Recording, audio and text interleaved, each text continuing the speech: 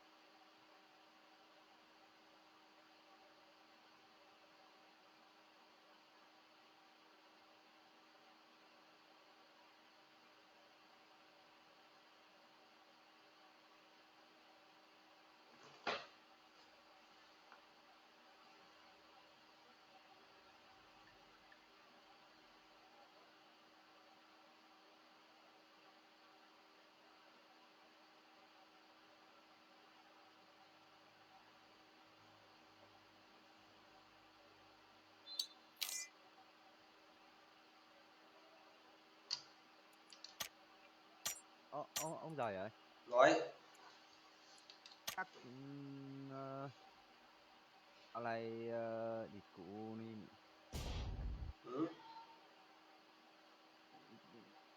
Nó đang làm VOD cho tôi rồi. Phàng Thị Nga, khiếp tên đấy luôn. Thế sao nó không làm với tôi nhỉ? À? Sao nó không làm với tôi nhỉ? Không biết được, nhưng mà chắc nó đang test của tôi trước.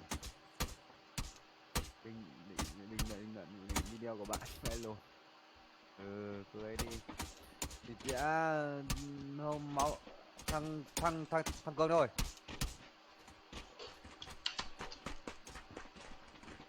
Ô.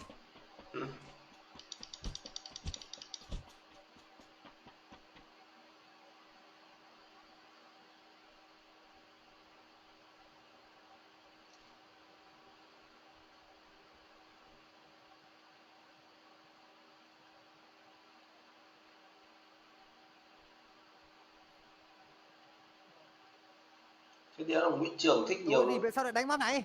Nguyễn Trường thích nhiều nội dung thế nhỉ? Cái này là map lồn gì đấy? À, thì đánh cái này phải đủ tem, không đủ tem đánh cái này thọt lắm. Map này thọt lắm. Thoạt có cả nhảy vào Skull bắn luôn vào ngay, hết thoạt. Đi sao đồ họa hôm nay nó đẹp này. Đi mình marketing à? Đây rồi. Lồn cường đâu rồi?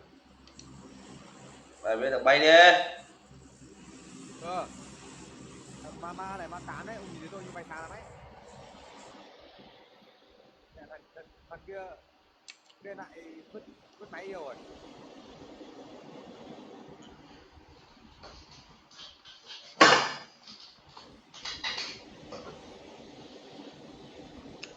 Không phải đẹp mà đây là mình đang bắn vào lúc hoàng hôn. Bay nhà cuối nhá. Có nhá. Nhà 1 Có nhá. nhá. Đi theo tôi. Ông ở đâu mà theo? Ôi giời, bảo theo tôi nãy nhảy sang bên này.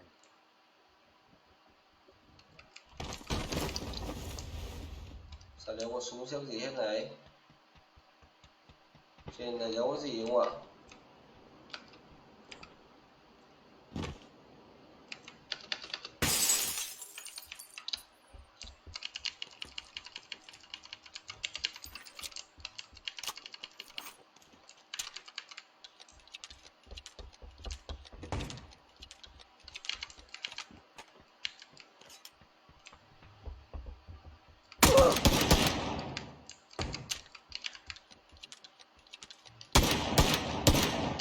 Đi vào trong nhà đây để tôi bắn cối đây. Ở trong nhà đi.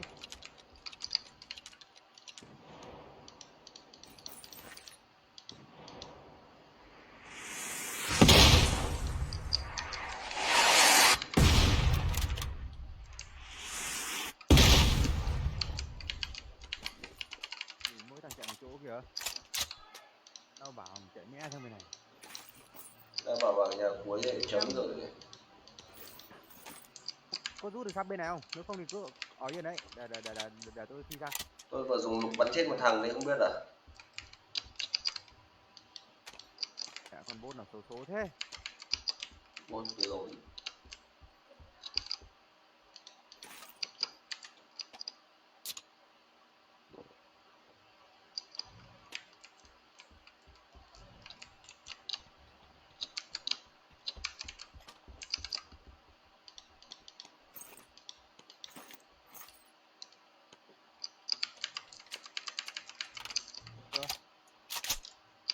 Ở đây tôi lại có cối này.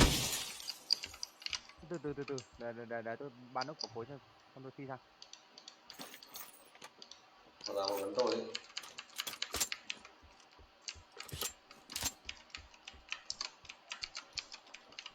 Nó sang bên tôi sao này? Giờ tôi chạy sang bên đấy thì biết có kịp không ấy.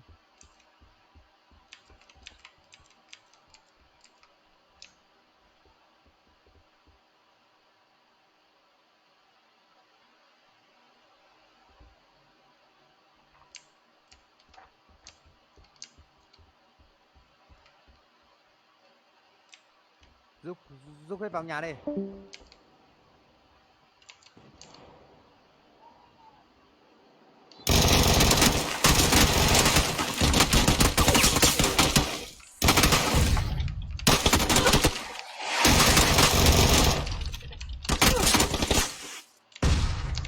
Có mỗi khẩu AK đấy cái này. Nọc mẹ rồi đây này, cứ ở bên đây mà bắn cối với củ lầu.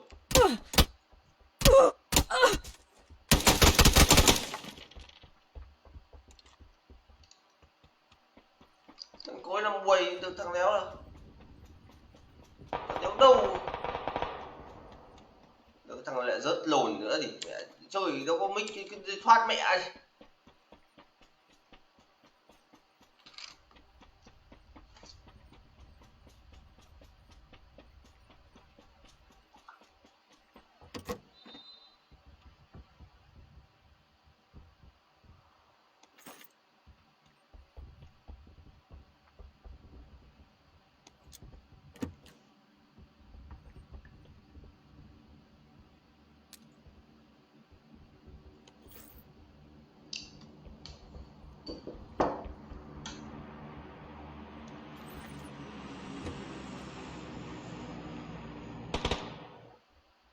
Trong nhà đôi đầy.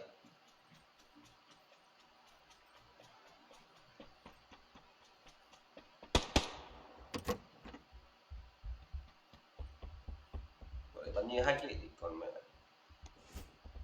nó biết mình cam cầu thang sẵn rồi, thế là nó cứ thế nó ngửa mặt lên là bắn mình vậy cái đấy. Cường cam này ta đặt cho quả C4. Ở đâu nhỉ? Rồi biết là chỗ nào nữa.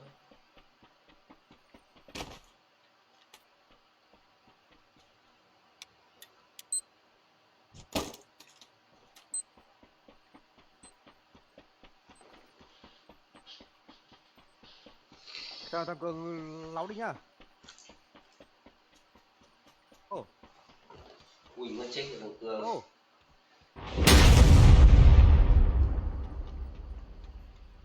Nhà đấy đéo thằng nào nữa. Nhà chỗ tôi chết đi. Ô, Nó bị điếc rồi. ngoài này Ca cháu ơi. vậy ai? Cái tiếng bước chân nhỉ?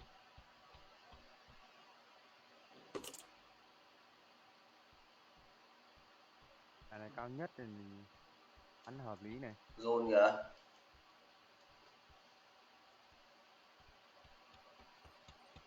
Đứng trên sân thượng vẫn chết bình thường ấy. Này bị ao cao rồi. Ao luôn sao ấy. Ao đi quạt rồi. Lên.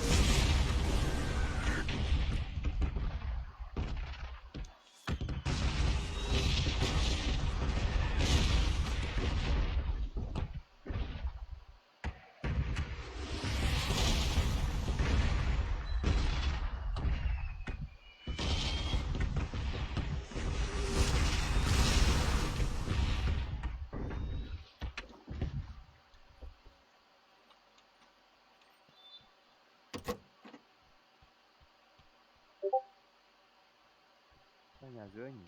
Cường nó ao rồi.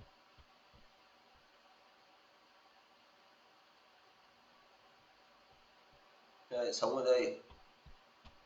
Lại đi đây.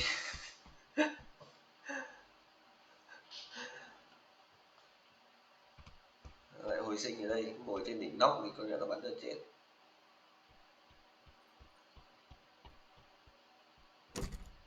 Nhà tôi ấy.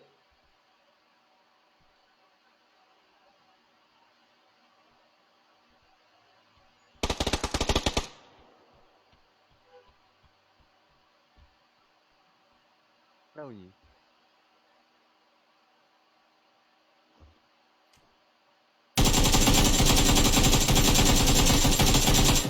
Wow, bắn Ao vào, cái trung bên nào? bắn vào chung quanh ấy. Có bù giật. Đéo đi nhặt súng thì mà bắn đi.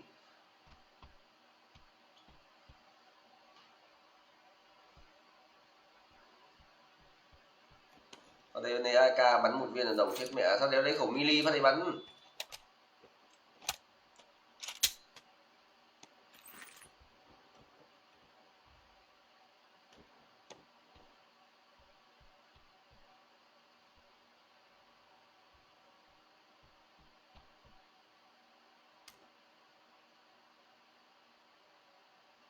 Này nó giết tôi sao ấy.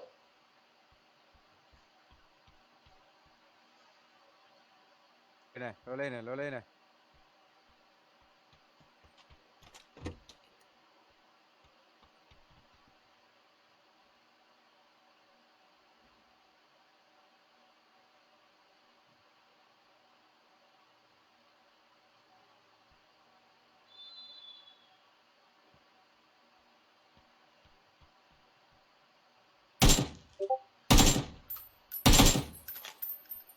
Chết mẹ đi.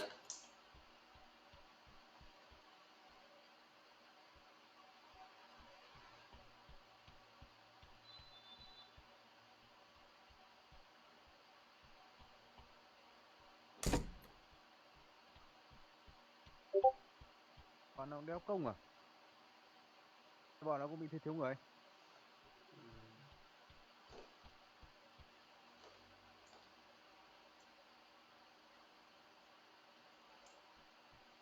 Không có làm đây.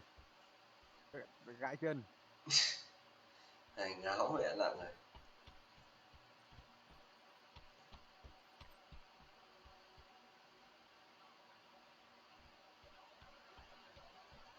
Bọn nó bị thiếu người mà nên tôi bắn chết một thằng mà. Tem nó có 2 tem mà. Mình chưa sang công đéo được. Mà nói thằng này cũng đéo giao tiếp được với nó.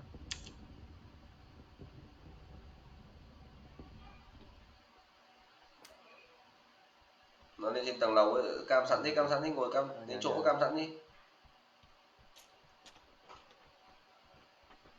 Này.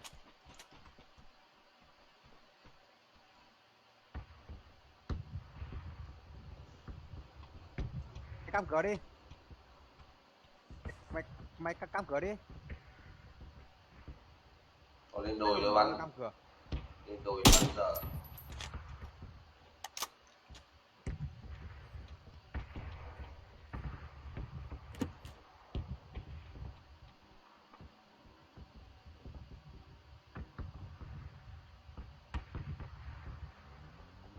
Hai thằng đó ấy.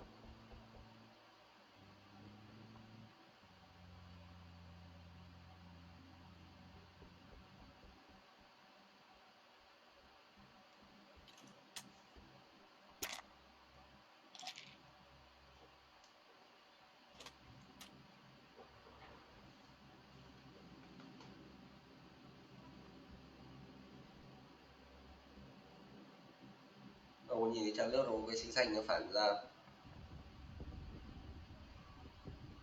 Đó.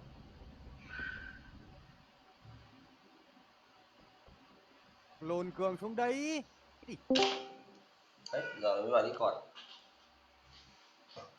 No. Nó lên đấy. Đứng ở trên kia kìa mà nhìn xuyên xuống. Hai thằng này. Thắp bom đi.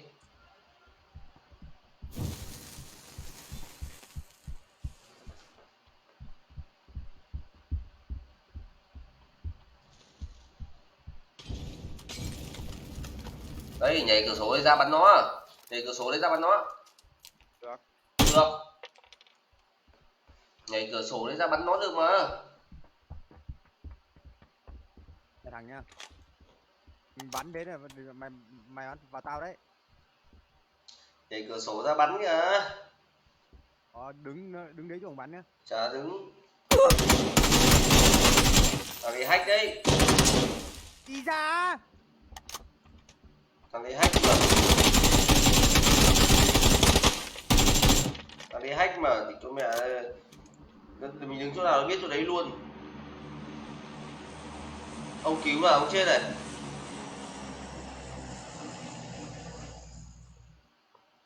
Nó chạy lên bắn này.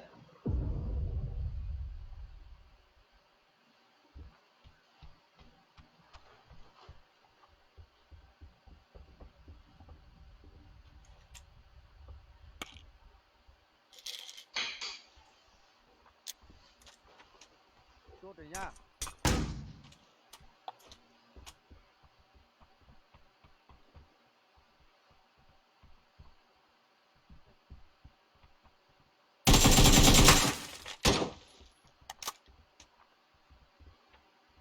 Sóc rồi.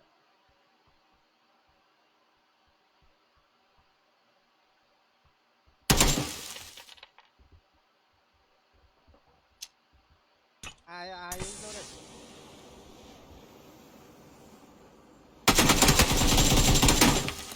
Đang khói này ra đấy được mà. Rồi đang khói này chết thằng cường rồi.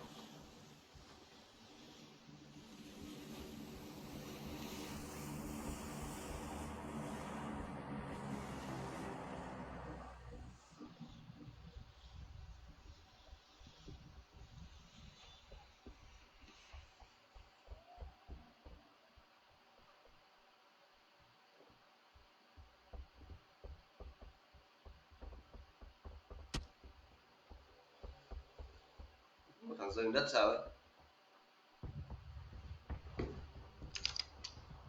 Đi đường đứng trước họng súng tao Cường ơi. Nhặt cái mũ rồi xuống. Và đồng thế lạch sạch hết thì được.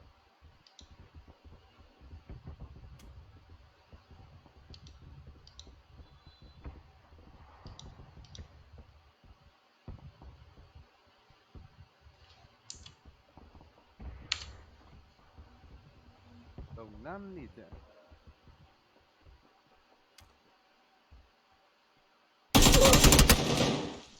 Nó hack mà bắn đến đéo được nó.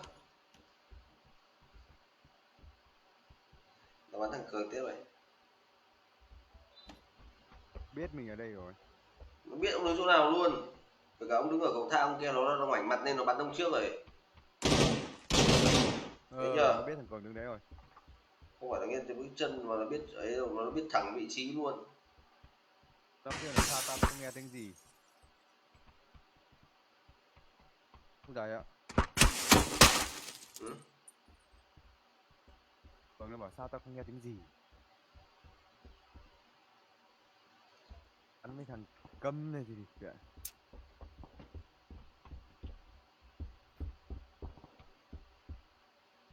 Bây giờ hai thằng đấy cho một bom.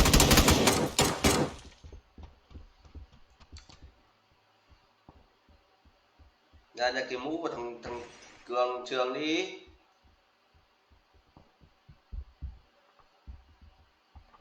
Ra được mũ. Mẹ lại cứ đi đi lại lại nên nó biết thừa ở đâu.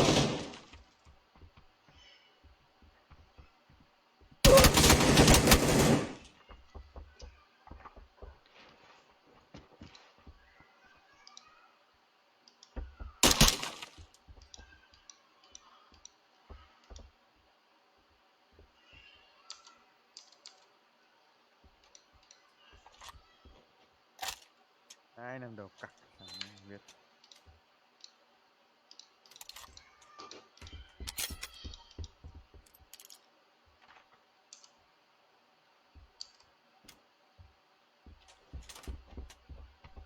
Phải hai tiết cơ.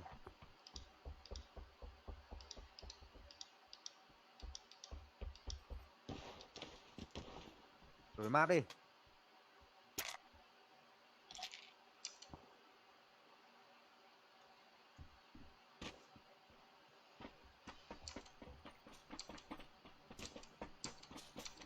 Nó có mỗi hai thằng.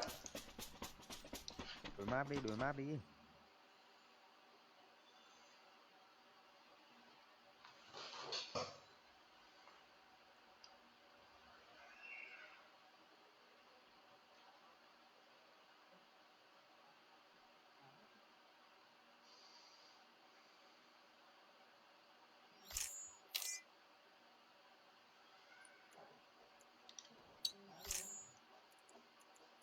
Đổi map đi Thiện.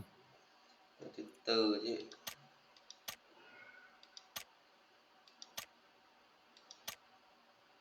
Đấy. Ok sẵn sàng đi. Phải không có mic thì kệ. Thằng đầu đất.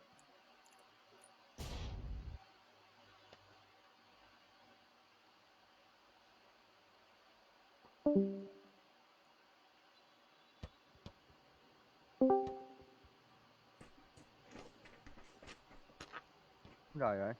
Ừ. Kiểu này nó đang bị ngu này. Ừ. Nó kiểu này là nó đang bị ngu với lấy cái thằng ấy rồi tôi tố cáo phát bay ạc luôn. Một đời nhiều hack Ca. chứ. Không, nếu không đã đấy thì đéo biết được đâu. Để đấy là tôi đang chạy lên đấy nó khuất quả đồi mà nó tự nhiên nó ra nó chỉ chia cái súng mà chia tâm vào thằng tôi nó bắn thì mình biết ngay là hai tố cáo phát bay lích luôn.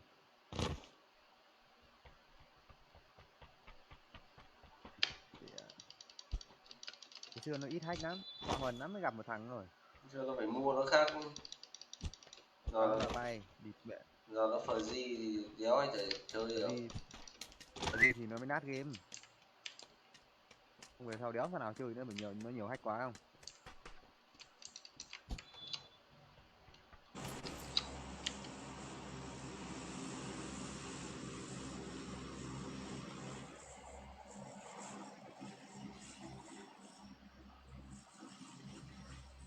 Cha mẹ đây đi.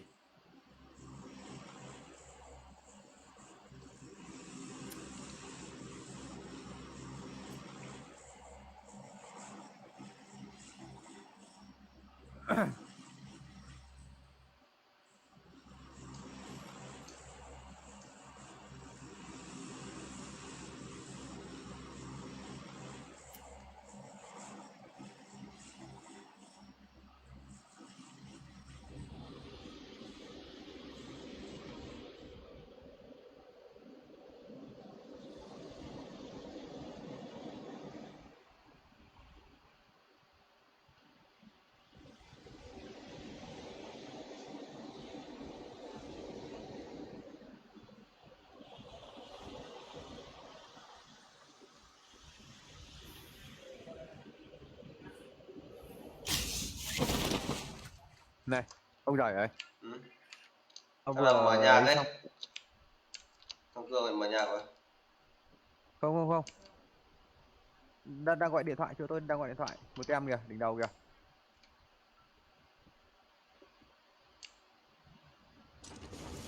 Nhanh nhanh đi.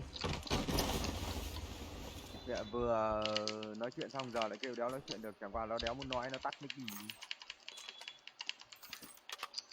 Nhờ. Nó nè thì những thằng lại không biết thôi, anh em mình là đi bời được.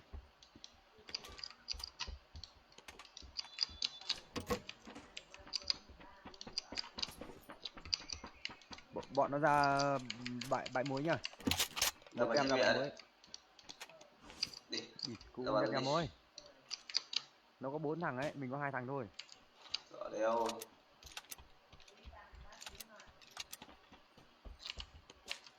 Thử nhặt để đéo súng cam, đéo có cốp. Có 3 này, có 3 này. Ba ông bắn đi. Để Tôi tôi có có cho được. cho cho tôi có 4 rồi. Tôi cũng có 4 rồi nhưng tôi đang kiếm cái mũ.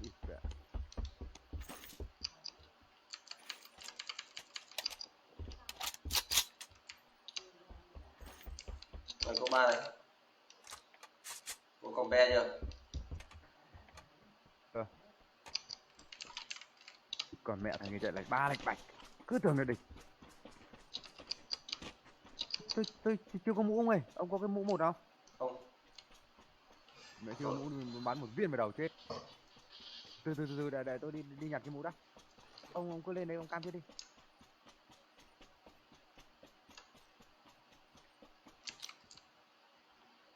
Rồi. Và chạy như con ấy kìa.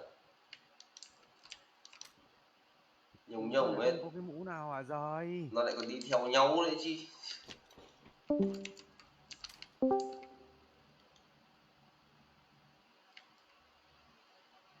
Có mũ nhỉ?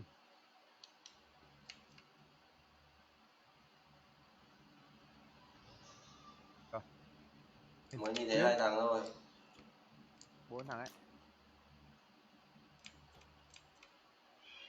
Dạ, ông nhìn con bốt chúa đây. Mấy thằng đang đuổi theo nhau kìa. Ôi trời, ông nhìn con bốt chúa kìa.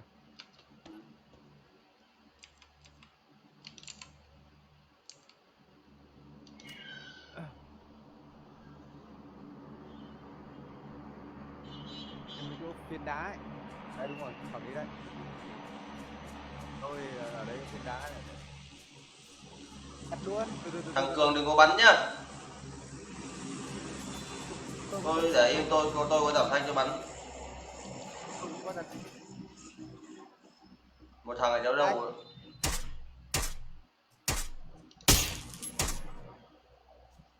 Một thằng đi luôn kìa. Vì cái con bốt chúa nó ra nó ngắm này. Nó có một thằng chết luôn, có 4 thằng mà, đâu hết rồi. Chết luôn đâu. Nó có 4 thằng mà nó đi theo, vừa đi theo nhau đấy đây. Tôi bắn nó chết luôn rồi. Chết luôn Báo đó. màn hình. Nó báo màn hình tôi là chết luôn rồi. Thế bọn kia chạy đâu nhỉ? Chết luôn là chỉ có ấy thôi. Vừa đến 2 thằng đi theo nhau mà. Tôi nhìn thấy 2 thằng. Hay là thằng kia chết đuối rồi. Đâu lại đi xuống xem. đi xuống không? Hai thằng đi xuống trước đi. Tôi ở trên cao, tôi cam. Nếu mà cảm thấy an toàn thì cam tôi để tôi phi xuống.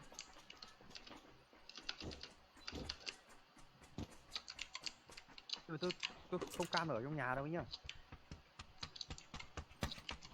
Ổn không? Phi xuống.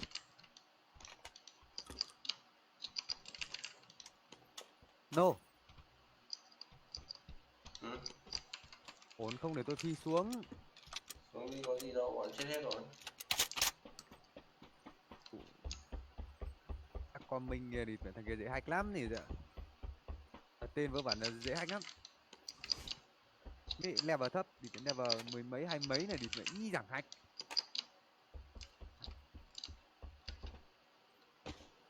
Thằng tôi bắn chết ấy chắc bị crash game. Rất là giật thế chắc bị crash game. Nó đấm nhau giật gì. Nó một viên cho nó đéo chạy, nó vẫn đứng đấy. Mấy thằng rồi. Nó vừa đuổi nhau, hai thằng ấy đuổi nhau ở mái ngoài. Tôi nhìn nó có 4 thằng mà. Ôi. Thằng lồn cường ví dụ có thì xin min nhá.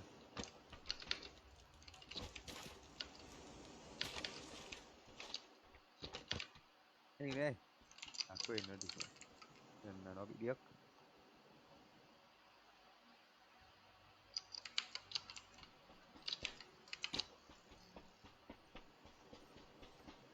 Ôi giời, nó đứng nó thoát mẹ rồi, nó vứt súng vào đây nó thoát hết thây. Là địt một thằng hack rồi. Bây giờ tôi với ông bắn cùng hack này thì để tôi với ông bị ban Nhưng lây mà đấy. nó thoát ra là nó cũng xóa nhân vật luôn ở đấy à? Rồi ông bắn chết một lúc nó cũng tự xóa mà.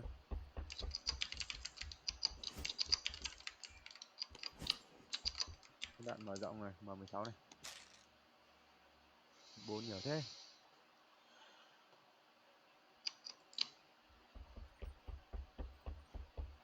Nước thế. Cao mới tôi thì bảo nhá.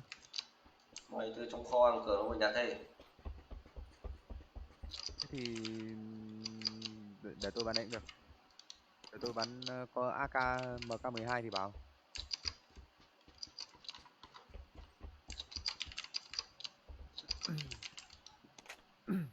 để tôi bắn táp nhá. Ông với thằng Cường bắn đấy đi. Bắn K bắn M24 đi. Rồi MK12 đi rồi, ý chơi. Kìa. Có giảm thanh chưa? Rồi. À, nghe tao gì nói gì chưa? Chưa. Rồi. Thì mẹ rút mẹ cái dây mic ra để nào đéo thế nói đến nào là gì? Ngáo thật. Rút dây mic ra cặc à? Hả? Ra đây cho cái giảm thanh này. Đâu? Các lỗ khác thì nào đéo có tiếng gì mẹ có tiếng gì. Ngáo là thật. Có tên toàn à? Đừng có bắn nữa. Bắn chết luôn đi. Bắn mày để gọi địch ở đây à? Đang nhận giải chỗ tơ hơ. Giảm thanh nó vẫn biết mày đâu. Không như Juliet đâu. Một viên M24 đi ông ơi. Tôi xong một phát là chết rồi. Anh kiểu đấy là muốn chơi mình rồi đấy. Cái đầu ấy không? Đầu của M24 không? Nào bắn này. Nào đấy bệ tìm má này.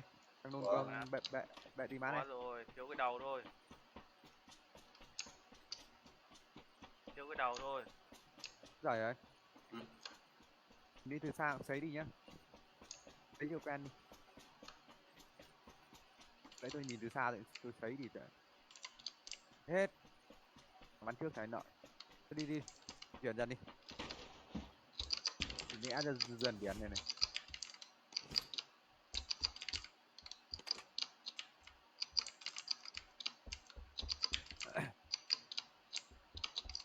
Lần này chạy hết đi với nhau rồi.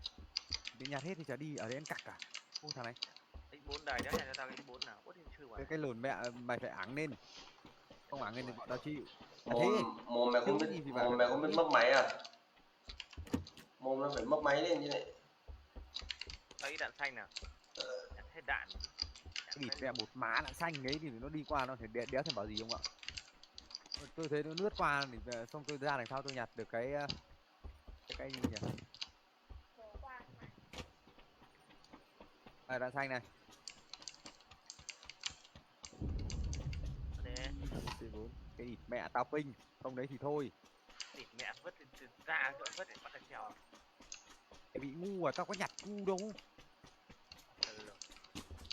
Thấy tao ping thôi mẹ. Được kìa. Cháu cái dot rồi. Lồn mẹ vừa lấy ở kia một đống địt nó không ảng nên thì chịu. Thằng vứt tao holo, thằng chuyện nó vứt tao holo. Holo bắn đỡ giật, Zedot bắn đỡ giật hơn. Để đợi bắn chưa hơn. Ôi ở đây là để xem bo thu đâu đã, chạy nhông nhông nhông lên em gì. Ở đây đi chết hết giờ.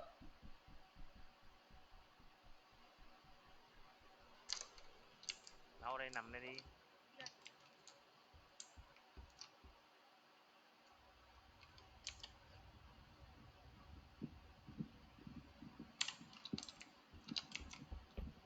Thì bò 1 phút nữa mi thu à? Anh Ở nhìn đây thế này đi. giờ thu nhỉ? 1 phút nữa. Và chấm vàng đi. Hãy chỗ nào cảm thấy nguy hiểm thì cầm súng sẵn trước đi. Có được cầm súng sấy nhá, thì mày đừng cầm súng bắn tỉa này thì mày làm tạch phát là mày ăn cứt luôn đấy thì Cầm vào 24 đó. đừng. Bắn cái mắt sa mạc lên trước. Mẹ luôn.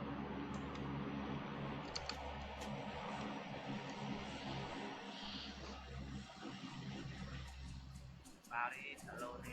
Lần này an toàn không ơi? Vào đi. Chát lô. Nấu ghê, nó phải là ok kìa.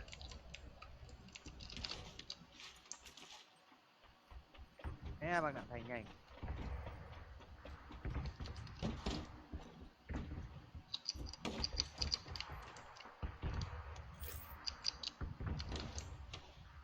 Thằng là bằng thính ở hướng 310. Đạn mở rộng bằng đạn thành nhanh, ốp kìa. Đạn mở Có rộng. rồi thì cái mỗi cái phụ kiện là đầu của cái khẩu M24 thôi. Đạn thanh nhỉ? Đạn thanh M24 thì hơi căng. Gặp lắm, chỉ phải nhưng mà có quy thì phải 5 lúc gặp 3-4 cái liền, vãi luôn. Vãi luôn thật. Đây đạn xanh này, M14 này, thằng nào bắn khẩu M14 cho em này.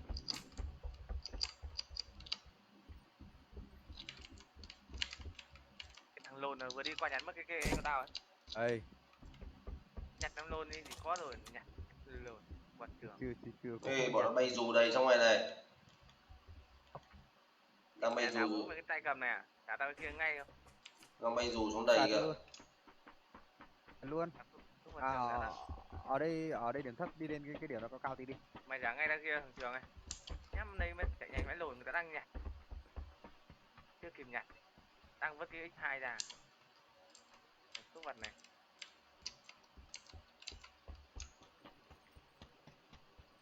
Nấu đây nữa nên hình đôi ấy. Thì rồi nó mắc tán á không nhìn thấy. Mắc theo lồn. Nấu đây thì nghi thả lồn nè. Đi lên cái điểm nào hợp lý thì đi. Đây, Không đây. xa xa quá là được. Mày đấy mày lên đây xem mày có nhìn thấy gì không? Thằng lồn cường. Lên núi đá này.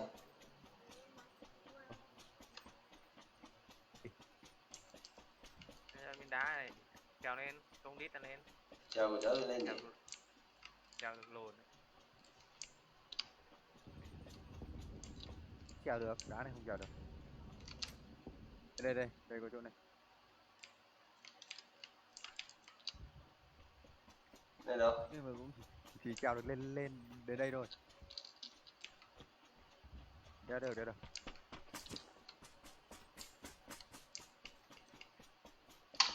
Mẹ cam cả nhìn pho nữa kìa. Đá này trơn lắm. Bo kìa. Đi ra đón đầu bọn nó luôn đi.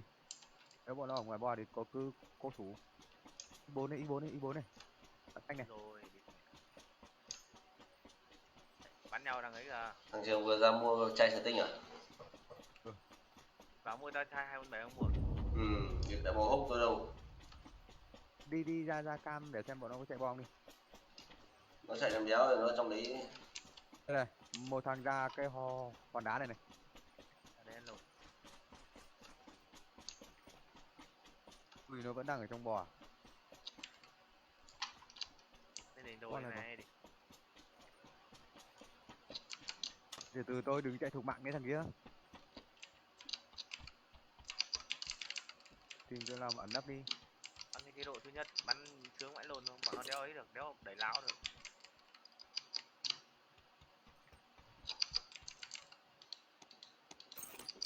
Trường này mặc váy rồi. Cái đấy 2 cặp giò hơi trắng ấy. Thịt mẹ, mày biết bộ Ôi này cả. tao mua bao tiền không? Không pe. Ve kìa cơ.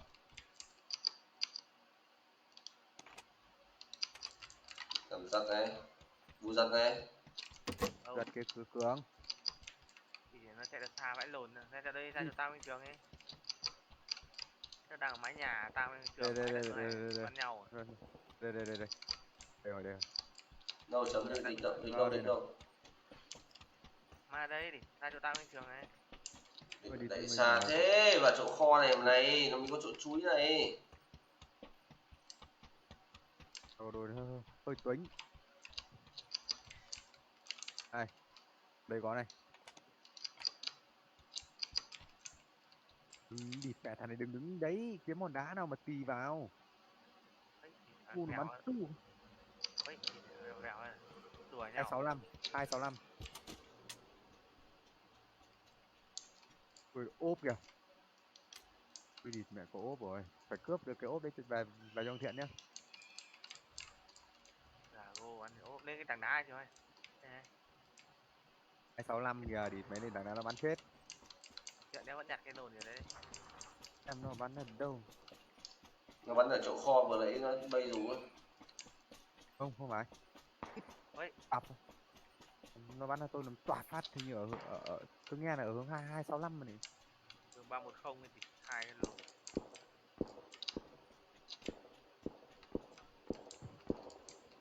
Đây này, 285 này. Đây là này. Đi. Chung một chỗ đi. Ui thằng này nó đã bom đây rồi. Thằng là tele đã bom à?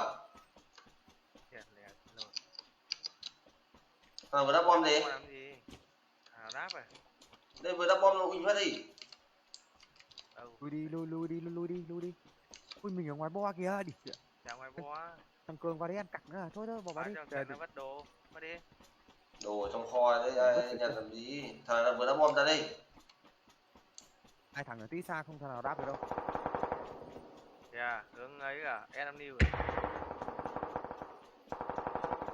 Vào bo đứng gần bo này. Đứng sau kho này nhá. Nè, đứng trong cái phần đá này này. Đứng ở dưới thoát cái này. Đây chỗ này, đứng đây này. Mày từ bắn đéo đâu nhỉ? Mày đi vào bên trái. Đây. Đây này. Ở trong nhà này. Nhìn chưa? Ốp này. Thằng ốp ở trong nhà này nhá.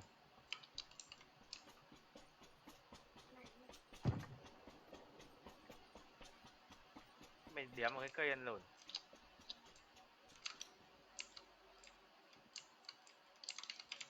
Một thằng cam ở hướng 210. Mà không nó vừa đá bom bậm bùm rồi đấy. Đi thì nó chạy đường vòng này. Sau nhà. Sau đi được trường ấy.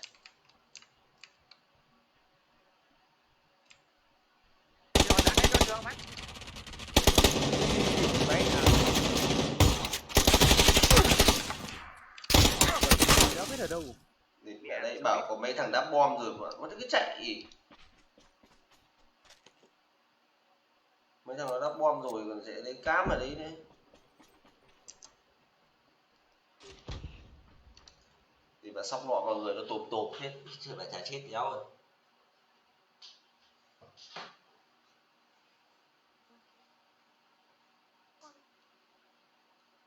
chân vào đi. Thấy chưa?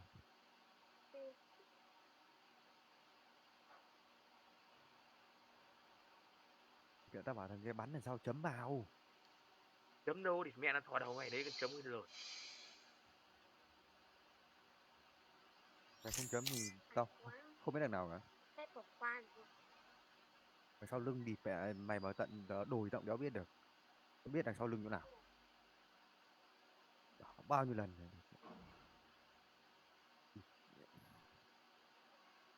Bạn lại làm sao rồi?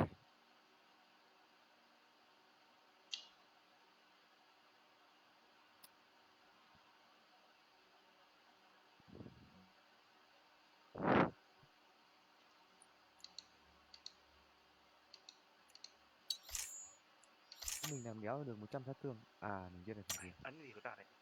cái gì? Nó ở đấy từ lâu. Đi được cho. Mẹ này sao chấm rồi nhá. Tao không muốn biết mày biết phát hiện nó đâu cứ chấm vào. Thì mẹ nó đứng khỏi chưa kịp ấy thì chết mẹ. Cụ Mày đã mày, khỏi mày, là bắn rồi. mày có biết chấm không đây? Không biết chấm nhưng Mày vào đằng sau đít tao biết mày đằng sau đít nào. Ở gần đây điểm xa. Cái chấm ở đâu thì tao biết nó ở Đây đấy. là quy kết mà.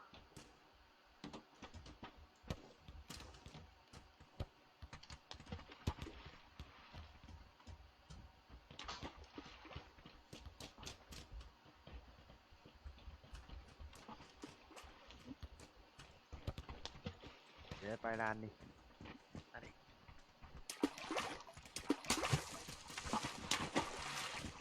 Cầm nhé. Wow. Thiệt thật đấy. Wow. Thôi mày mày đi ngủ đi. Rồi rồi.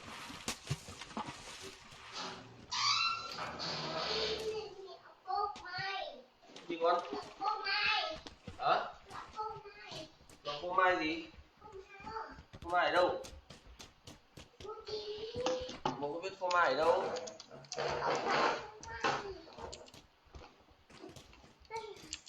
Đây đấy á. À, ô mai. Ô mai, nghe cho mẹ. Ô mai. Ô. Đóng cửa đâu bố?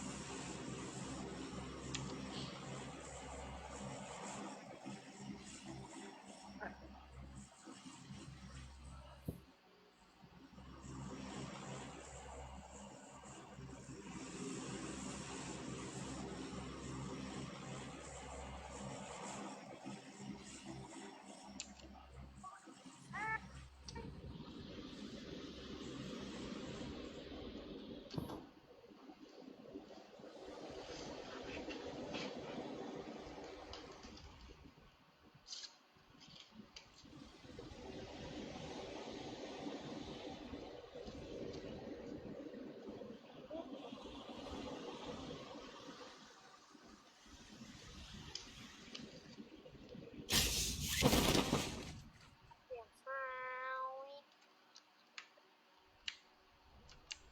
Clear. Để quyết. Đầu kìa. Cái thằng đéo là Thằng cái đầu mình. Nó đi rồi nó đi rồi.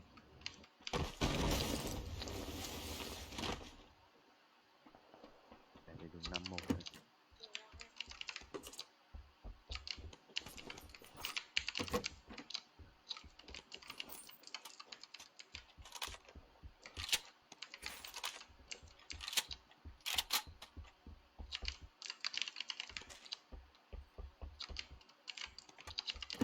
Thì mẹ không có khẩu súng nào. Nhỏ vãi luôn. Hai quả sâu lọ tao đùng. cái sông lọ tăng tuổi thọ à? Tao gọi là bắn lồn.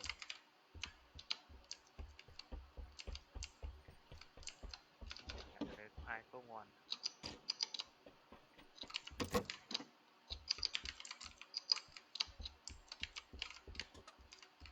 Giờ SMG mà bắn. Bao giờ quen thì mới dùng mấy súng kia. M14 đấy, đừng nhận MG. MG sau bắn xa yếu lắm. Nó thì chỉ bắn gần cái gì, bắn xa với ai. Thế rồi. Đừng đấy. Bắn xa rồi bắn úp, bắn khối, đừng bắn ấy bao giờ đâu mà. Mẹ lại Bắn cãi. bắn M24 mới ấy thôi. Nó cứ thích cãi này, cái đéo này. Cổ phu vậy. Quan ta hơi lang lang đi. À, cái này nó là tại lát. Tí không, Nát đi. không phải là tại ấy. Phải để nó đúng không? Ừ, tại máy chứ không phải tại nó. Đúng.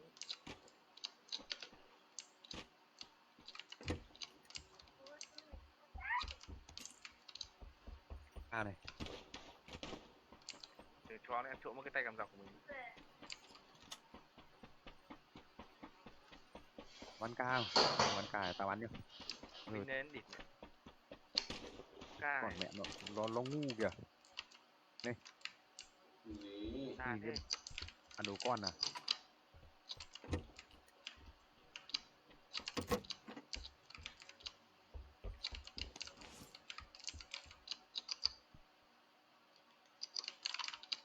Ờ, Mẹ, cái mày X4 này. nên giảm thanh em mà gò. Máy tư kìa. Đâu? Nói từ Đưa đi. Rồi cũng này rồi. X2 hay này không? X4. Máy 4 đấy. Để tôi đang định cho thằng Cường, nhưng mà ông đấy thì ra đây.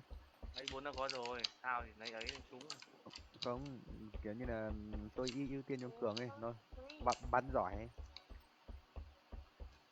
Chuyện của ca đủ hết rồi. Chẳng thành có. Đồn gì đây? Chưa vào lối. À đây rồi, ốp rồi. À quên M24 quên. Máy đây chỗ nó chấm ấy. Đây có rồi thì. Tao có mời tư giảm thanh rồi. Nhưng mà ở đây giảm thanh nó đéo như dính ngược kia đâu, thì mày giảm thanh nó vẫn biết đấy. Rồi nó chạy vào đây đi. Địch. Chạy ngay chỗ khác nhá. Mẹ mở cửa thế nó nước đéo thèm nhặt. Vãi lùn thật. Mà Cường. Đi Tí đi. lại xin. Ừ. Nó nước lù lù đấy thì mẹ không nhặt. Thôi đi bắn nhau đây.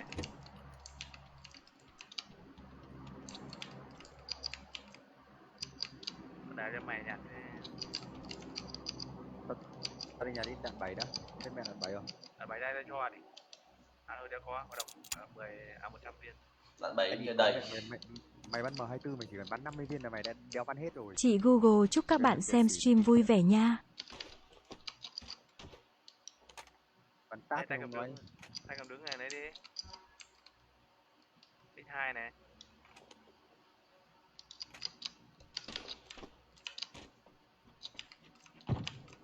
Ý, mày. Bắn nhầm đi. Đi. Tiện đấy với Hả? X4 này. Tôi được đâu. Bắn ở bãi sa mạc nha. Bắn sa mạc hay đi. Bắn đây thì nhìn hoan mắt này. Tiện đấy Bắn không X4 cho. không? Sao Có. đi cửa răng cưa nên mắc được. Cái gì? X4 này. Mày đi ngủ ơi. Mỗi hôm mày xem cái gì? Giật này.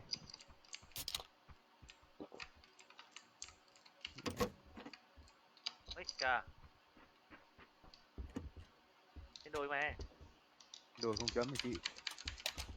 Người xà chấm lên nổi. Thì chịu. Đấy, nói cho tao chấm ấy. Đỡ đầu đất vãi lùn nha. Để được X4 nhìn to thế. Vừa xin chồng X4 lại có Con nên X4. đều bắn nhau. Mẹ ta bảo là thấy ở đâu bất kỳ ở đâu cũng phải chấm. Một gốc cây ngay đây nó kêu xa thì mẹ vãi cả lùn. À, chấm không tới thì mẹ nó xa quá nó vướng tới thấp nó chấm lên đấy là được rồi. Nghỉ lại đầu đất lại cãi cố ông gầy. Mày coi tận tít bản đồ kia, nếu tao nhìn thấy tao chấm vẫn được. Chấm lại đi, thấp không nhìn được lên cao thì mẹ. chấm lại đi, chấm lại đi. Bật cái cốp lên mà Giờ chấm. biết nó chỗ rồi. Mẹ nó có cốp 4 từ thì pha Leon, từ đời pha Leon cơ. Đâu? Tao Đấy, chơi thằng bẹ hướng chú mà. má. Có hết để ta phun một kiện này. Mang lên tao bắn cho. Mày biết bắn đuôi đâu, mang về cho má đấy. Lựa này. Ở đâu? Gần này ra. Nó thẳng hướng 95 ấy, thì sẽ chỗ này nó bên dưới hầm dưới mấy cái nhà ấy. Nhìn thấy điểm chưa? Có mấy nhà ấy đây. Không phải chấm thì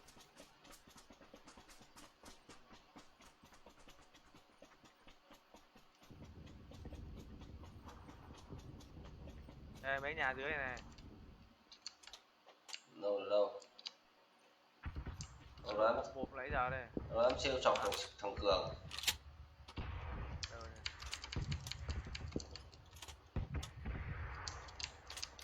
Chỉ như là bò thu nhá. Mẹ nó nghe tiếng súng chứ nó có nhìn thấy người cắt đâu. Xuống con đằng này thì nữa. Mày vào xuống bên thăm nhà đi. Hello. Đang ngồi đập ke nhá. Cái gì cũng phải đi bo thôi.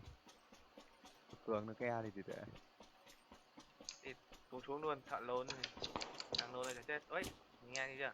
À đây này.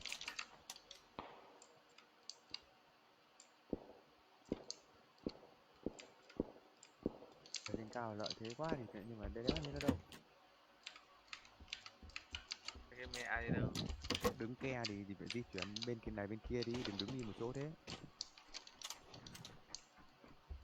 Mình phải chạy qua chỗ nó đấy, đi mẹ.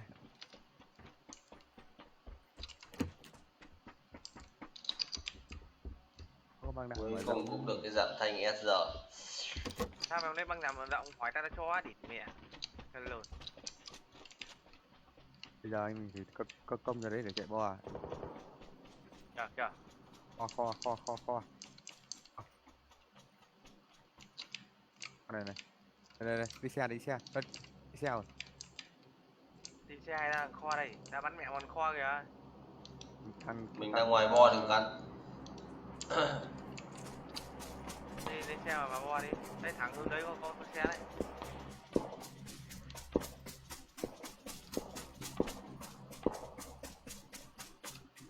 Đang bắn nhau đấy biết mình đến không?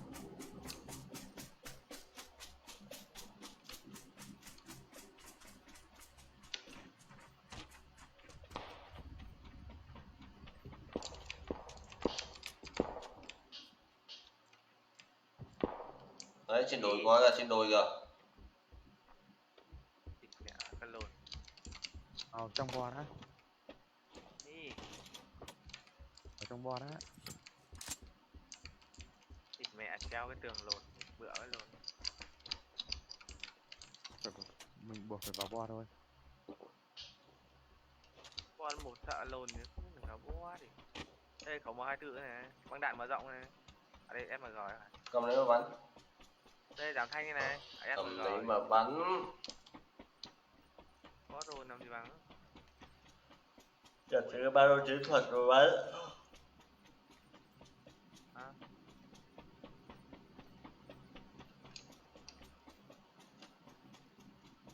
Bây giờ đã buồn ngủ rồi. À buồn ngủ lắm rồi.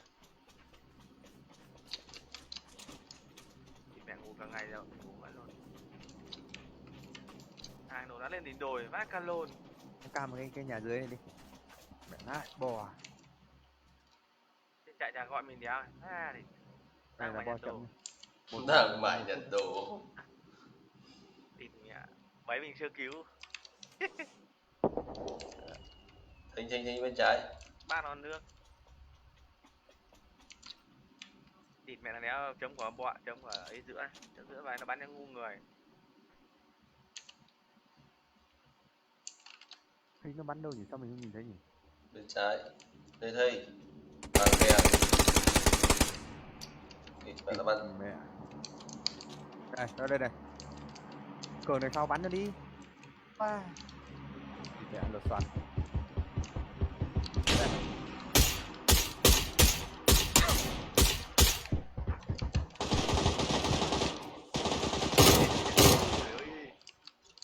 đơn nhỉ?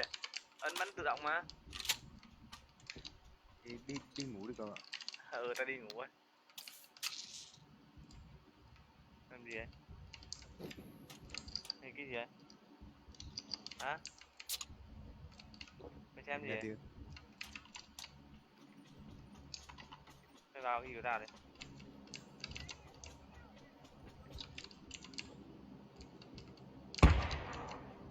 Này vớ cái bắn đậm nhá. Nhưng mà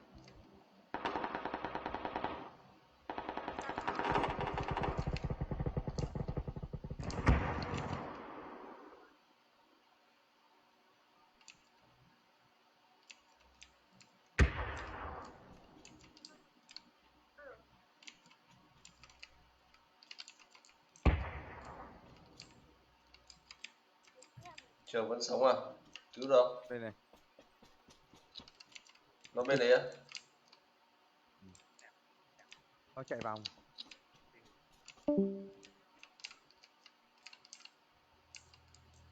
Mẹ nghe tiếng bước chân cứ tưởng thằng Cường lộn.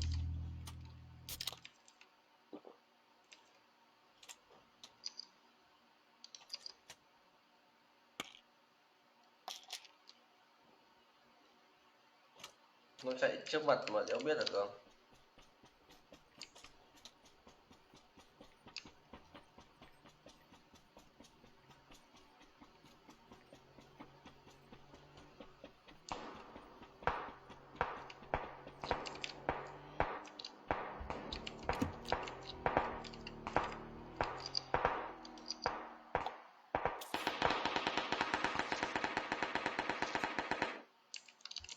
Con thằng con thằng đi xe đạp ấy.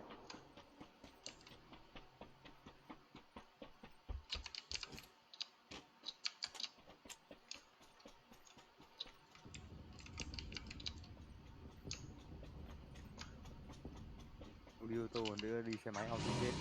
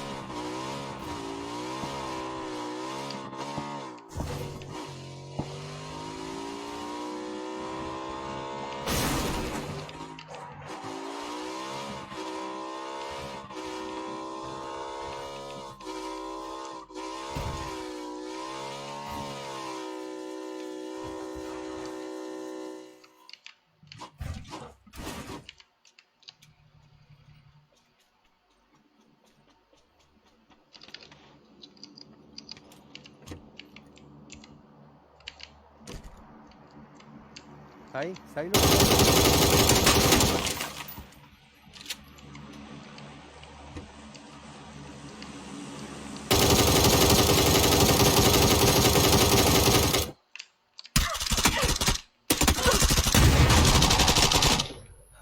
Đã xây để hết đạn chị. Xây ra trúng buổi. Tốc độ sấy kia rồi.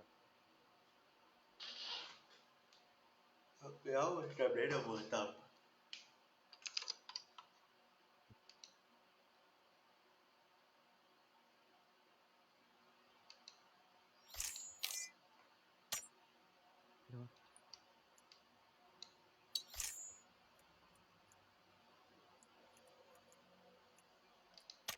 Thích nó ra đi.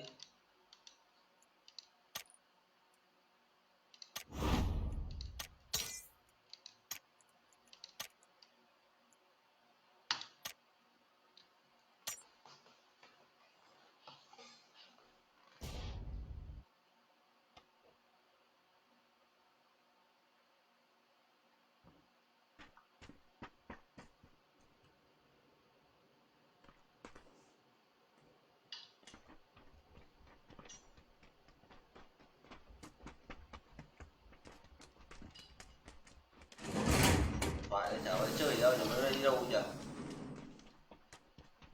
Gì? Phải.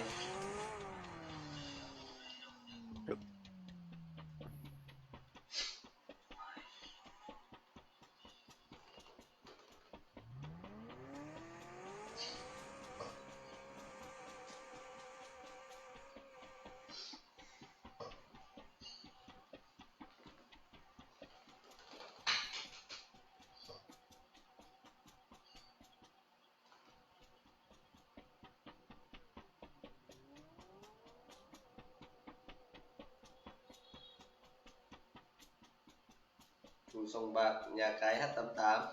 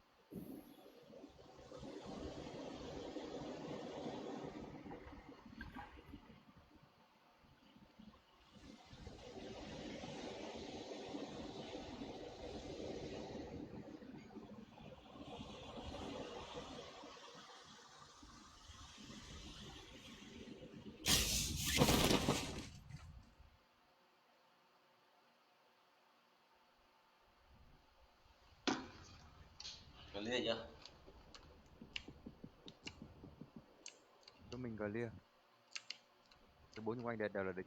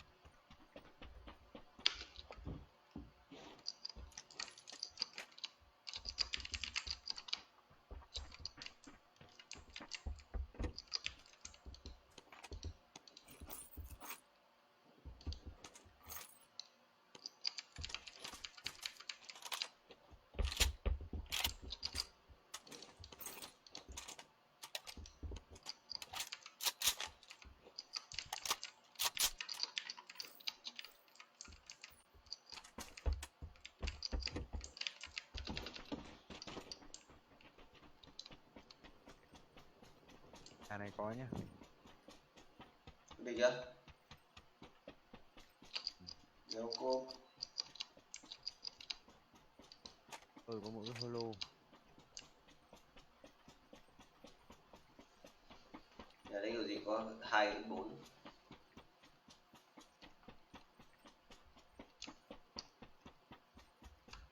Cái 3 này. Đi ra ngoài tôi nhặt cho. Ngoài tôi nhặt cho.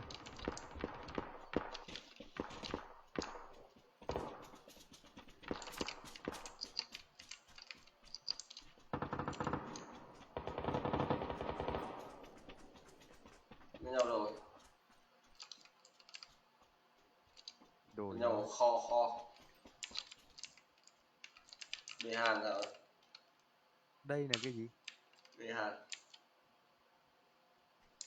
Ở gần đây cũng có nhá.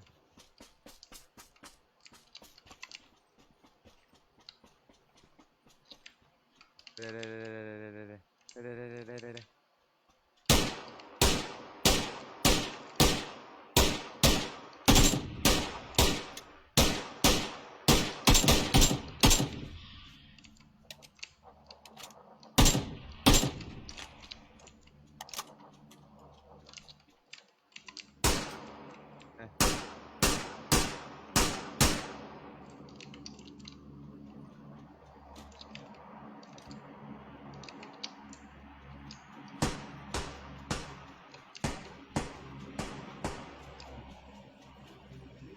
Khiếp, thằng mà bây giờ sinh thì lồn trâu rồi bắn ghê.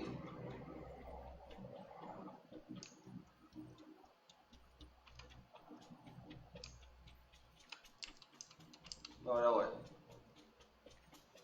Tao biết rồi, bắn mỗi thằng một viên, bắn như lồn đấy.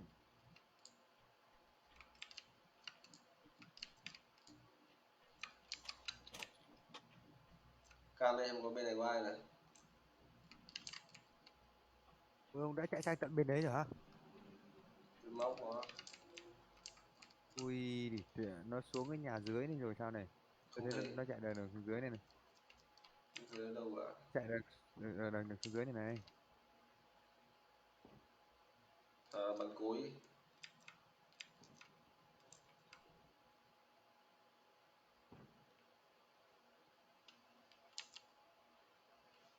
Thằng nào bắn cối trên đồi có can sao?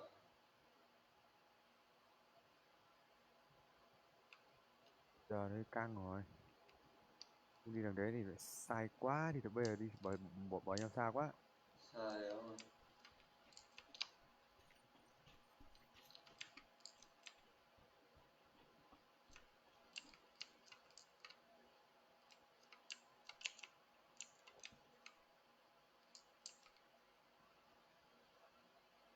Không bắn lùa nó sang bên này đi. Ok. Tụi con lùa được không hay là nó lùa lại mình? Cái xác của lấy trên đồi đâu rồi nhỉ? Đừng ăn xác vội. Xem cái xác đấy ở đâu để mình biết thằng kia để đứng ở đâu.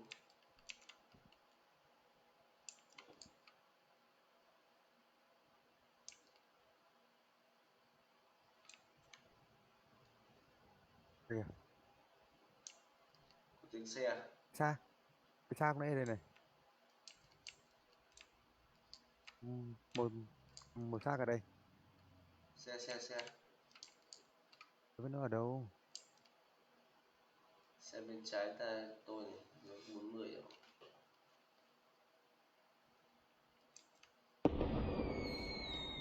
Đừng thính đâu nhỉ? Và thính ngay trước mặt kìa.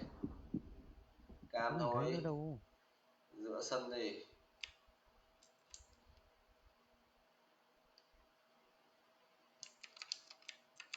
À đây. À thế nó ở cái nhà này này. Ở đấy cam tôi, để tôi phi sang bên đấy nhá. Đâu là nhà nào? Để tôi chấm đỏ ấy. Ừ. Mưu có x3 đi.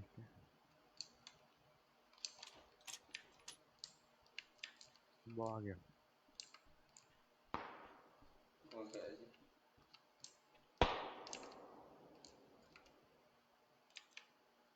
Nó còn đấy không? Đi xuống cái nhà này cam không ơi. Ui giời đi. Thế là đâu? Từ để tôi cắm cái sạc. Đâu nhỉ? Cái này.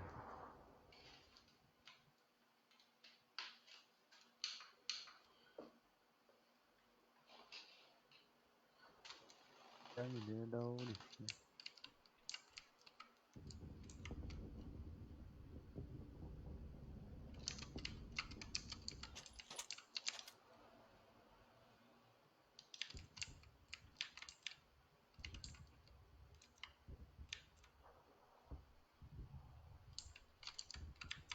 Tiếng bước chân ông ơi.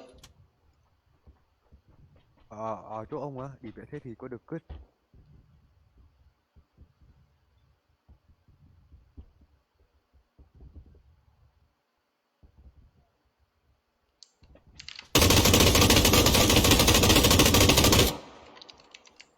từ đợi tôi Mày lốc rồi. rồi.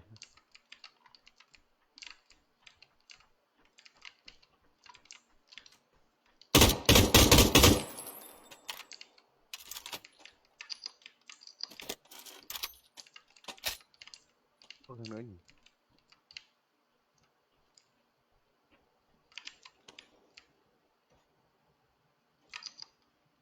X4. Có gì nhạt hết không? Không phá được cái xịt sao nhỉ? Vẫn còn thằng nữa đấy.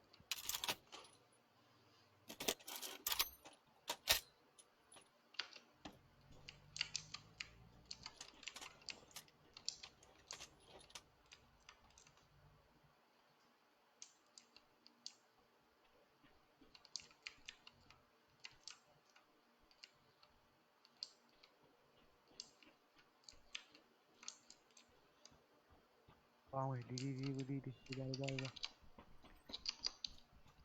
Đâu có nước. Từ tôi nghe thấy bước chân đâu ấy. Từ thế này. Hình như là nói e rồi nhá.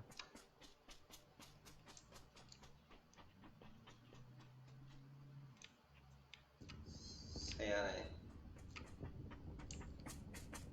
Cái xe nó đi dưới. Đi dưới kìa. Trong khi nó có mấy thằng. Đâu biết. Đi bo. Ông có cái gì chia đi. Chả có nổi để đọc mấy cái lon. Có đâu ấy thôi. Tôi cầm đâu Chả có cái lon đéo nào. đâu có lon nước nào. Lính nghèo lắm. Thế giờ phải đi qua đường này, đéo có vào được Đây đâu. này, sườn này là sắp qua rồi đấy. Đây. Ê, ra cam vào đấy đi.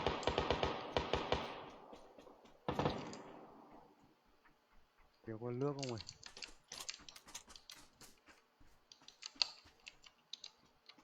Có nước buộc mình phải vào trong bo.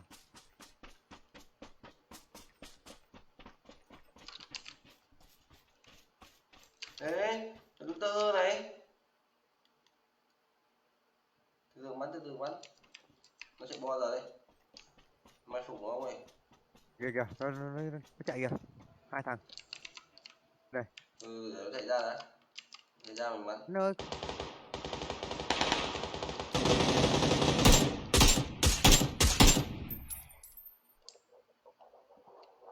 ra hút đồ thôi. Chết luôn. Có cái thằng ở trong đấy chết chưa ấy. Đây rồi. Nó có 3 thằng đấy nhá. 2 thằng. 3 thằng. Chết rồi. X6 giảm thanh này.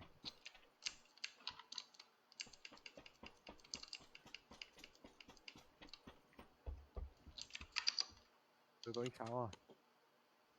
Thanh này nhiều thế.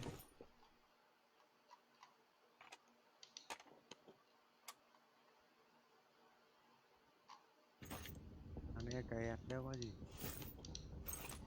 Đâu ca. Đây là nữa này.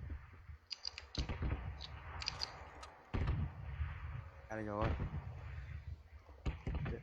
Đâu có vậy thì má nhỉ.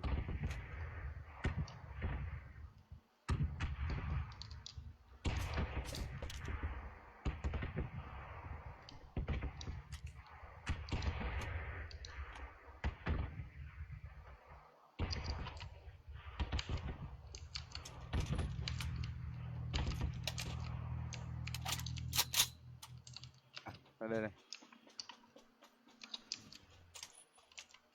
Xe đâu ấy? Đi rồi. Xe đi mất rồi à? Ông có nước chưa? 2 luôn.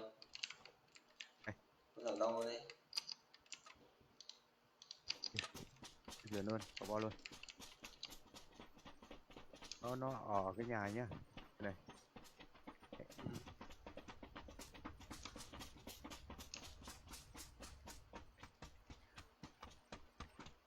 Tôi giết được một thằng.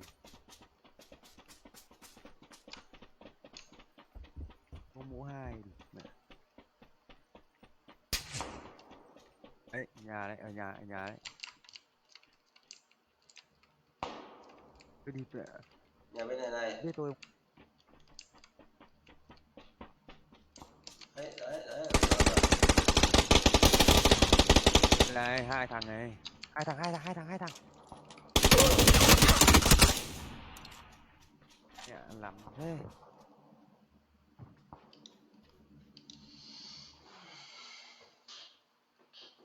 Ôi, nhặt được cái X6 giảm thành.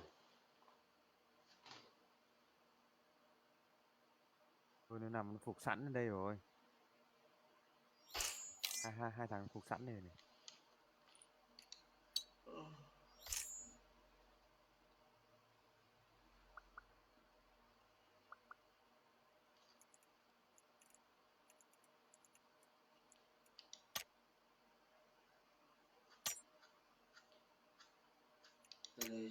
Chờ tôi ngủ vậy. Làm gì? Uống nước đi đái phát, nghỉ bạn. Nghỉ á?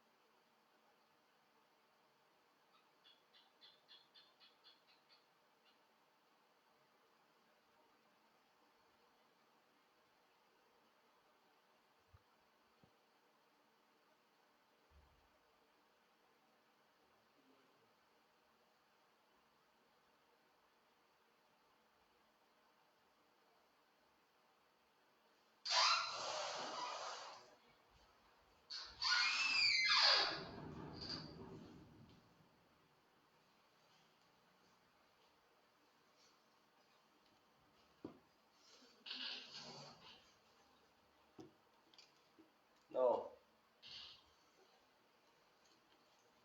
No. Ơi.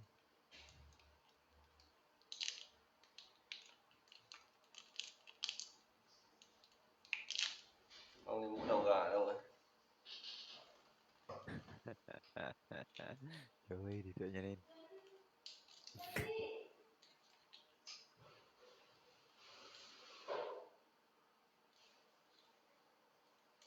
Không giỏi đấy. Giờ tôi đổi mẹ cạc đi nhỉ. Làm gì? tin này 2060 Super Bao tiền? 36 các thêm con của tôi đã vào chắc nó tầm 2 Nếu mà 2 triệu đấy đưa cho con này. cái gì thì vãi ca luôn. Của tôi không quan là super. Không ngon thế nào Super được. Ông ngon nhất trong các loại 2060 ấy thôi. 2060 thường thôi.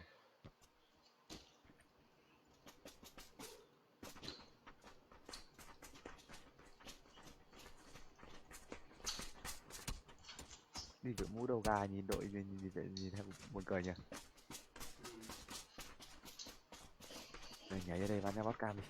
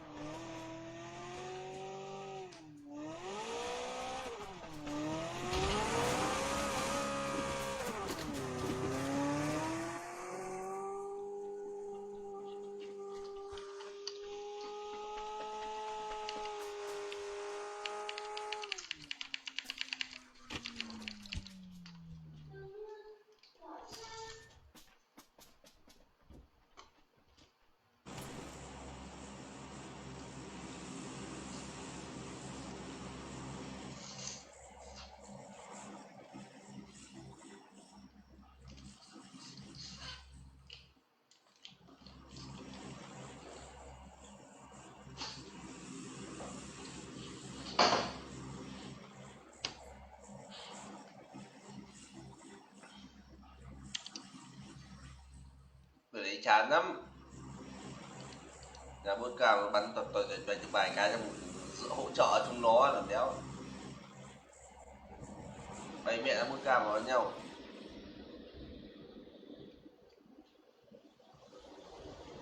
Đúng.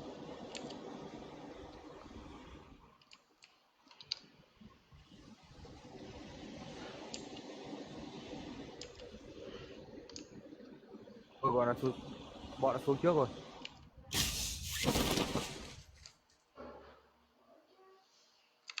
Con lại ngừng nữa. Ôi, Ở đây. mình mua đậu phết đi. Cái con. Đậu phết à. Hả? Phết à. Phết tôi chỉ nhíp à. Chịu à. Cái gì chị nhíp mà? Đấy nồi chung chỉ nhíp à. Nồi như của chị nhíp á? Nồi như nào? Chị nhíp mua đến nồi à. Bố không biết. Nồi chịu à. Tí hỏi mẹ xem nào. Con thích cái nồi đấy á? Mình khoản đấy đi. Khoản đấy đi. Nói gì? Nó thích cái nồi như của chị nhíp à? Đây, Nồi gì? nó nấu được như này. Siêu rồi các kiểu đủ hết, rồi áp suất nó cái này. Đọc cái điện ấy thôi gì? Nhiều lắm, nó nhiều đồ chơi lắm, đây em đang chụp một phỏng một cái. Nhưng có đọc cái hiện cái điện đi thôi gì? Điện nó tút các kiểu. 165.000. Mà này trước thì mua cái tí tiền 150, 450. Cơ tướng. Ôi dồi ôi, cái này đắt đấy. Vô, thấy chưa? Cho bố mát đâu. Chúng ta bật quạt kia đi. Con nóng à? Không bên. Con giọng con khàn khàn rồi đấy. Ôi, tại sao ra mình xem này. Đúng chuẩn. Đúng. Chuẩn nha. Trường chật nhanh còn nhặt nhanh thế nhỉ? Kêu cái gì? Nhiều thứ. Đây.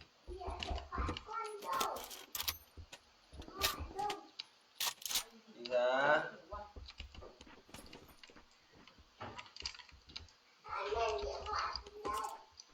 Làm thanh làm tổng đâu. Không có một cái gì luôn. Bây giờ là đẹp này mà không bảo để bán. Vứt đi đấy. Nhập về rồi. Đây.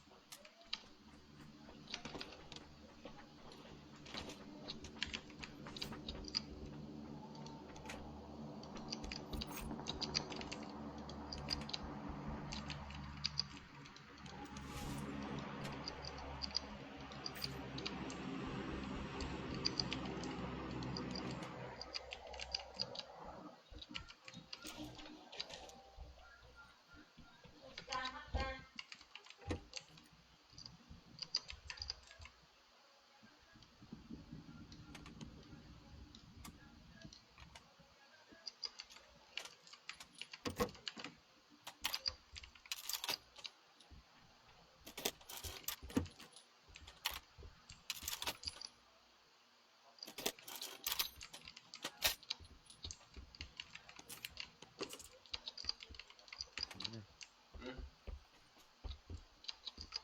14 kìa. Học rồi. Vô vào.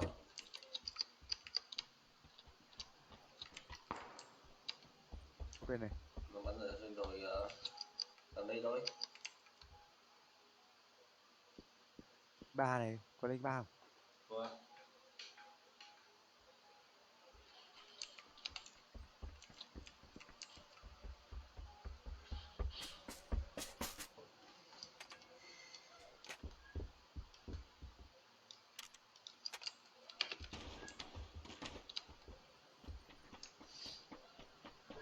Rồi đi.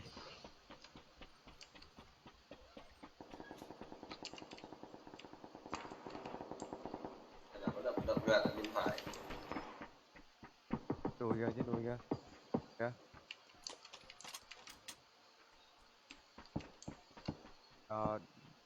Đâu? Mình ở mẹ đây cam thôi, mình ở giữa bom mà. Rồi mày lên điểm cao cao tí. Còn vào trong nhà để cam yếu. Nó không phải chạy. Không cam được đấy, để cam được này.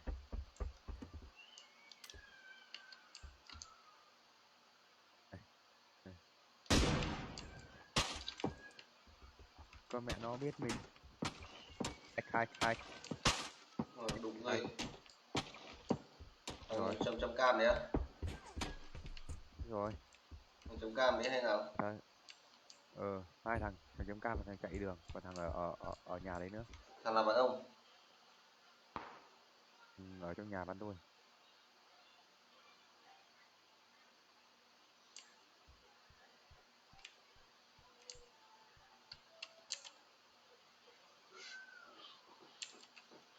Tôi di chuyển đi. Nó đến rồi đấy. Cái xe không ơi. Ui.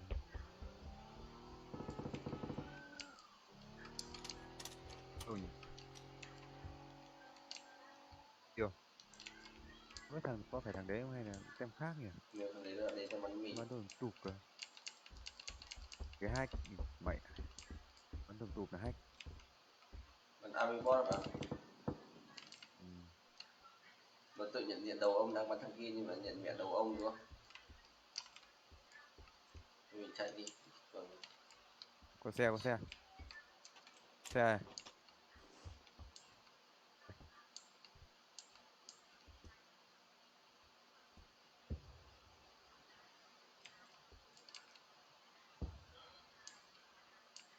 chạy hướng L.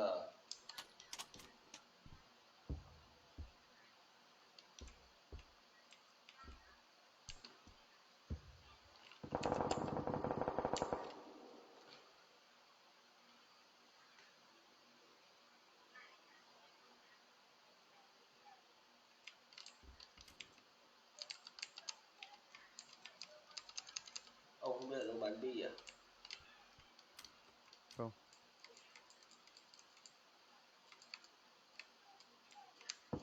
Bi phải lổ đấy không nhỉ? Không biết. Wow, thằng quát Ina Radio rồi. Cái đấy là hái rồi. Cái thằng bắn cùng cụp đấy.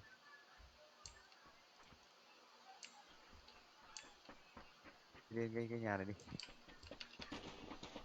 Có lụm được cái gì không? Còn mẹ rất mình.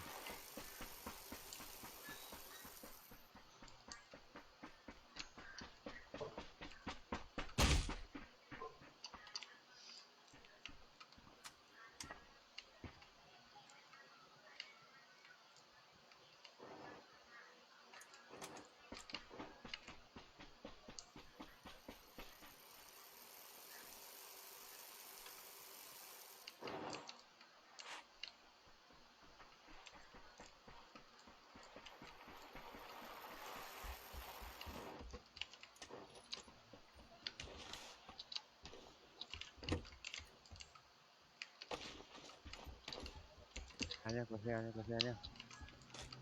Đây này.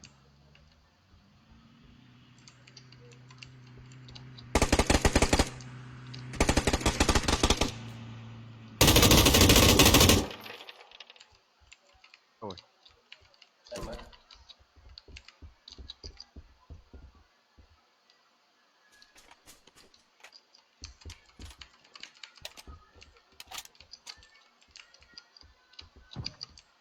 đấy, đâu nhỉ?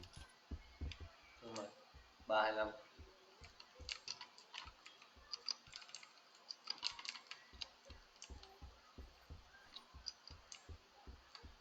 Cái nó ở cái nhà đây rồi. Nhà ông Vuông ấy. Chạy. Xe máy chạy. Từ thế bò sao này. Đi Không phải đi đường ra. này. Chỉ sao vậy đấy? Không cái xe chạy có chạy cướp. Mẹ nó bắn chết đi. Ta có lại còn 1 phút nữa thôi mà. Đưa bom mới thu mà.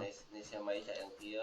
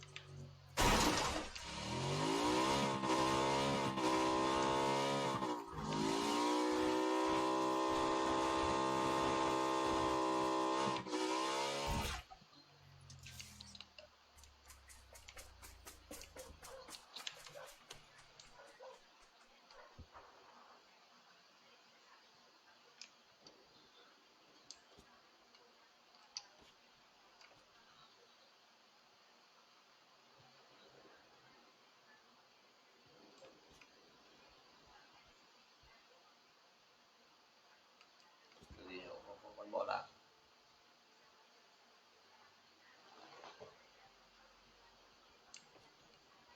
Bọn nó chạy bo này.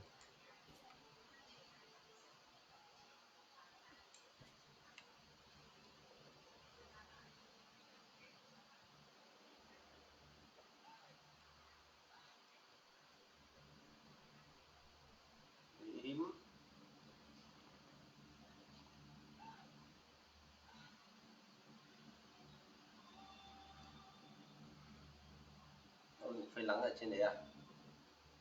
Cam ở trên bo. Đây là nhìn rõ một phế lắng ở trên tảng đá.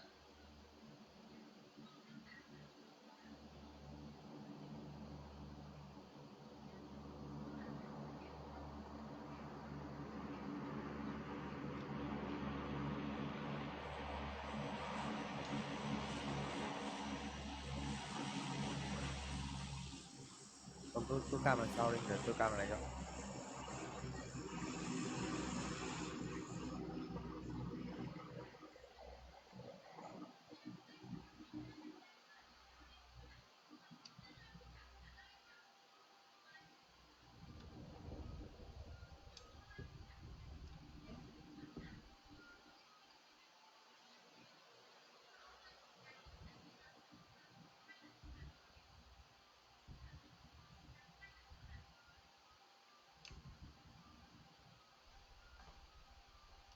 Mình ngủ quá, trận mình ngủ. Xe nhá, có xe nhá. 110.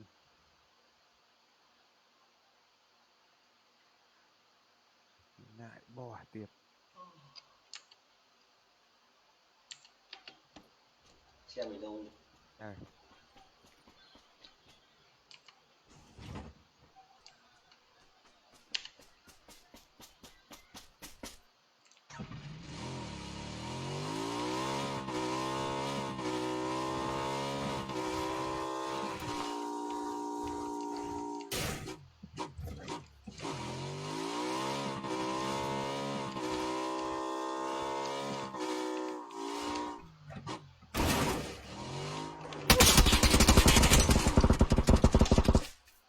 Trên nóc nhà, nóc nhà, nóc nhà, nóc nhà,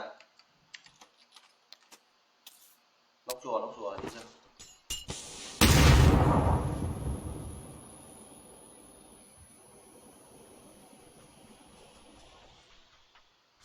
Vừa đáp được quả khoái.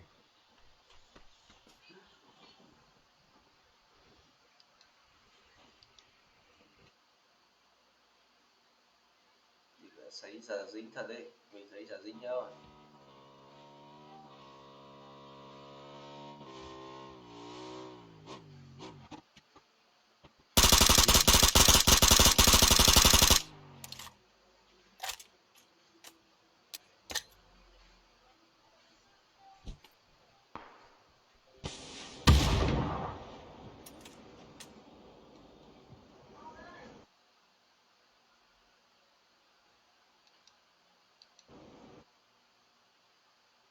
Nghĩ